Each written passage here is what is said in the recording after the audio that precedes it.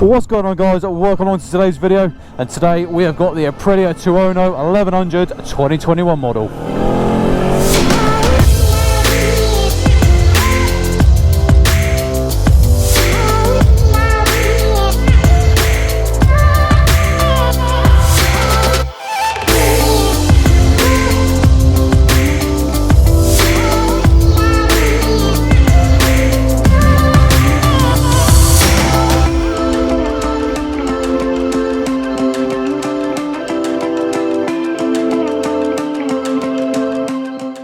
This is my first time on an Aprilia, and so far I've literally just gone 2 corners, 200 meters, and I am loving it. The sound of the engine, the brakes are really strong. This is definitely a contender for the next bike. Handling, really nice. Flicks back and forth. From the get-go, this does have a few bells and whistles thrown at it, derived from its bigger brother, the RSV4. But as this is the Tuono, it's the semi-naked version. It's the handlebars, it's the raised up body position, more comfortable. You're not letting over on your sports bike.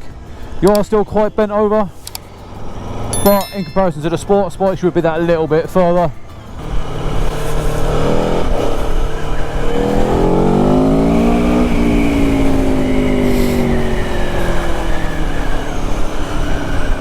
So just going to run through some of the electronics. As standard, it does have quick shifter up and down. So far absolutely perfect, no dramas whatsoever. We've got 3 rider modes. We've got touring, we've got sport, and then we've got user. At the minute I'm in user, and as you can tell it says in the dead center user, and then it's got that blue turquoise colour. On the handlebars, bottom right hand side, use your thumb. You're going to push the button, and there you go, flipped over to Tour. And as you can tell, the Aprilia traction control has changed its level. The Aprilia wheelie control, that's also changed. And then the overall colour between the Tour and the gear indicator, that's also changed. Push that again, and then we go run sport. That's now in green. Traction control and anti-wheelie, change numbers again, so all different levels that you can choose. So far I put it in user. Traction control is on 5, and then wheelie control is on 1.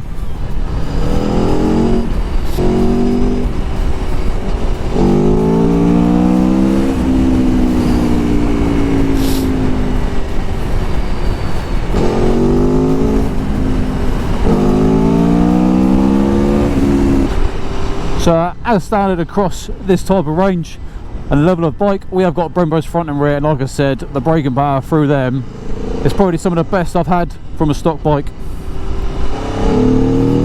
Just listen to that sound. Oh, I tell you what.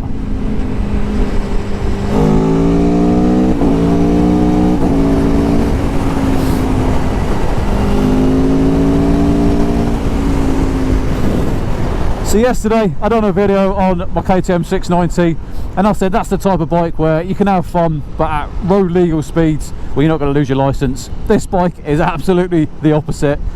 This is the type of bike you will lose your license if you're not careful. It just instills confidence, it wants you to go faster. Just listen to that engine, the grunt,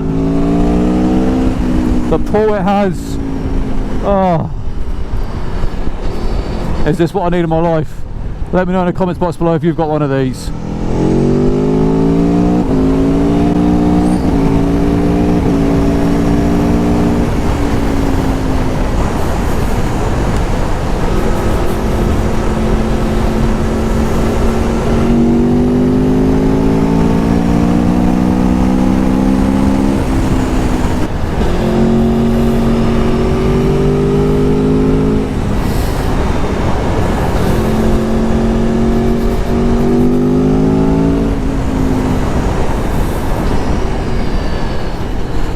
So it does come with cruise control on the left hand side at the top here. What you're going to do, so you're going to hold the button to the left, and there you go.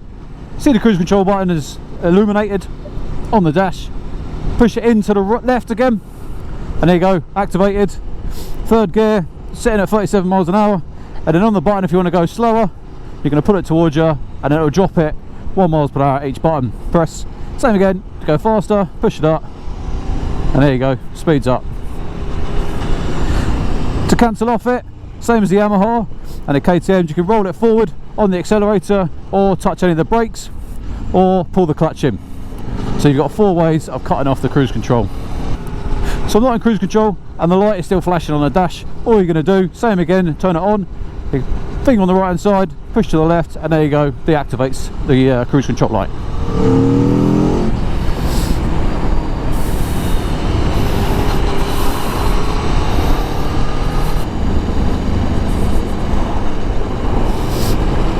As you can see there, the TFT dash has dropped to the dark mode. When we come out of the shade, it's going to go to the light. So far, no dramas with any sun glare. Really easy to see on the night or day mode.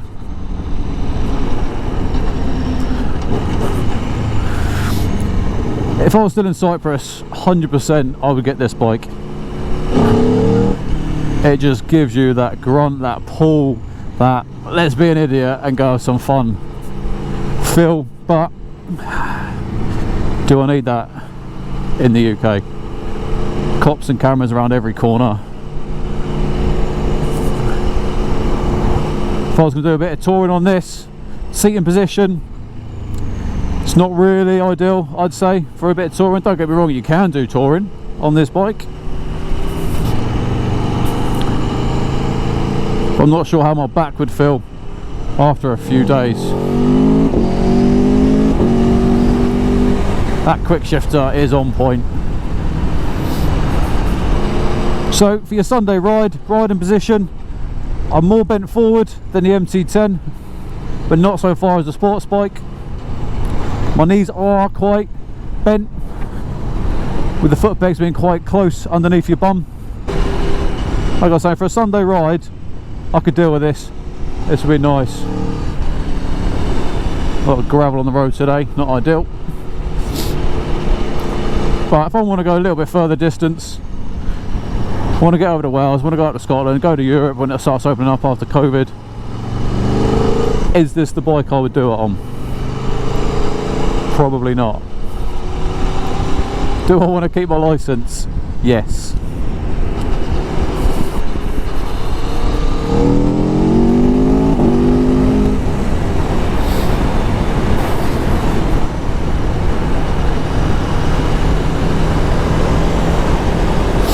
That's what I love about a bigger bike, bigger CC bike. When you want to overtake, you just twist and you go. Shoots you forward. On Zoe's little 390, she needs to plan when she's going to overtake, ideally with me in front, telling her when it's clear around the corner coming out, and so she can just go for it. But these type of bikes, you don't need to worry about that, you just twist and go.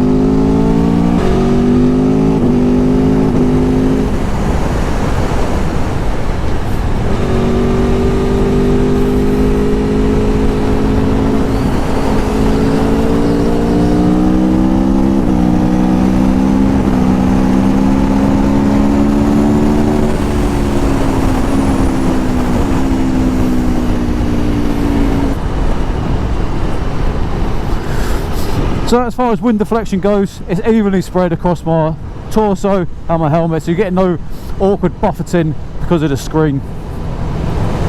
For me, I'd rather have that than that constant buffeting on the helmet as I'm going along. I got used to it with MT10 and this is exactly the same.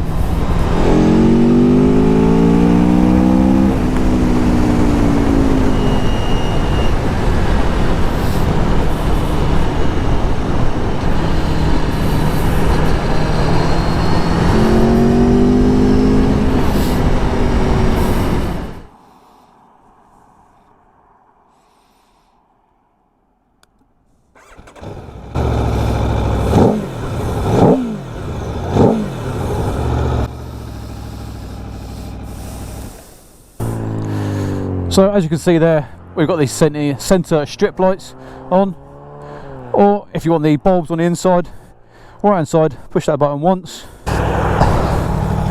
push it once, and there you go, you've got the main side lights on. As usual, as usual, LEDs all round, electronic suspension, Brembo's front and rear. This is the factory version, so we don't have the pillion seat on. Got this nice little tail tidy on. Stock exhaust.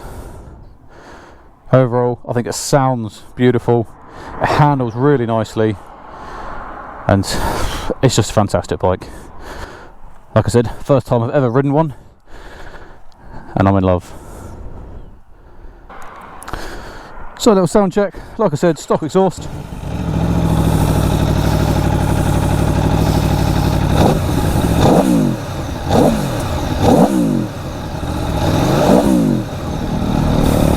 Really nice, deep sound. Sound even better with an Acra can. So looking at some of the menus we got here that we can play around with. We've got slide control, you've got engine braking, you've got ABS, you've got anti-wheelie, or wheelie control should I say. So it's not just anti-wheelie, as you can have different levels of wheelie control. Like I said, you set this bike up in your own, so you go into user and then you can play around with all the settings, dial it into exactly how you want it.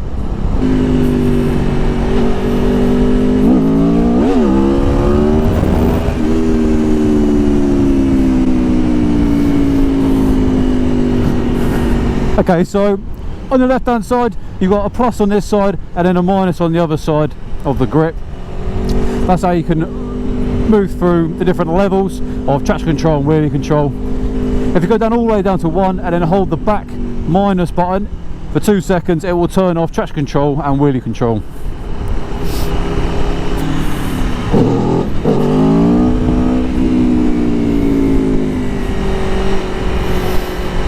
And when you want to turn the traction control and the wheelie control back on, with your thumb, you're going to push the plus button and there you can go, you can see it going back up. They do an RR version, which is I'd call it the standard version. That does have a bit more of a touring style sense about it for 2021. It's got a screen, it's got a pillion seat, it's got grab handles, it's got a luggage capability to it. But in my eyes, if you're going to get a bike like this, you get a bike like this. If you've recently bought yourself an Aprilia 1100 Tuono, let me know in the comments box below, what did you come from? And are you still in love with your Tuono? Are you still happy with your purchase? I'll tell you right now, I regret selling the MT10 for the 690. I get it, completely different platforms. I wanted a change, I wanted a supermoto, and you know what? 6 months on and I'm ready for a change already. The MT10 had it for 4 years, so if I like a bike and I get on with it, I'll keep it. 690 just haven't been ticking the boxes that I wanted it to, which is a shame, because it is a lovely bike. I'm 6 foot, and just back there at the red lights, I can get both my feet flat on the ground. I know that is always important to the shorter riders out there. So that's why in all my videos I always try and let people know how well this bike fares at a set of traffic lights. So up to around 30 miles an hour, you can hear the emissions problems kicking in. So I think it might be the butterfly valve back there. You can hear it, it opens up. See that? When you get to 30 miles an hour, it opens up and then the true sound of that exhaust comes through. So just listen. 20. There it goes. I tell you what, I'd love to have this on track. One day Aprilia, please lend me this bike to take on track. So I don't think it's the 30 miles an hour, because that was in third gear, and the exhaust note, the tone of it is dulled down to around about 4,000 RPM, and then it opens up. I'll show you what I mean. I'll keep it in third. What's the rev counter? There. Just around 4,000 to 5,000 RPM. That valve opens up, and then that's when the true sound of that exhaust comes through. Obviously, if you've got a aftermarket exhaust, that valve would disappear, so you would have that true tone all the way through.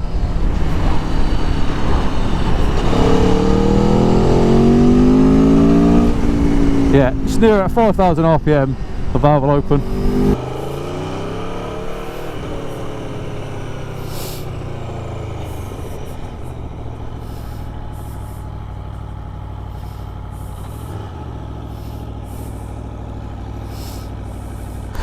This here is what I was on about by the valve. So this is what opens up at around 5,000 RPM, and it just unleashes that tone even more. What you'll do, start the bike up, and you'll see it.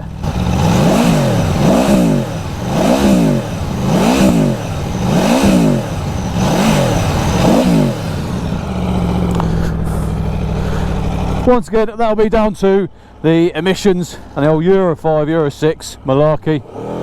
As always guys, thank you very much for watching. This is my riding review of the 1100 Tuono 21 model. If you like this content, please make sure you like and subscribe to the channel. It helps us out over at D.S.R massively.